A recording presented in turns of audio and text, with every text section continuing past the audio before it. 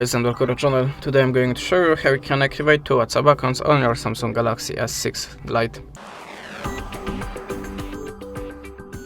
So, at the start, if you have a first WhatsApp account and you need the second one, for example, with a separate contacts, separated number, I'm gonna show you the quick tip for you. Just open the Play Store and look for the WhatsApp app, but not for normal WhatsApp. Look for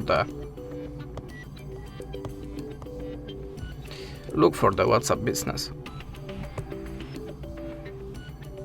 like this one. Just install this app, and now how you can see, I have two WhatsApp accounts on one device. That was the first method. Now the second one, open the Play Store and look for the dual space app. Choose one of them and open. Agree the terms and decide that you want to get notification.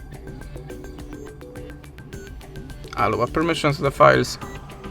Okay, and now just tap on the WhatsApp and the whole process starting automatically, and now we are creating the second app on your device.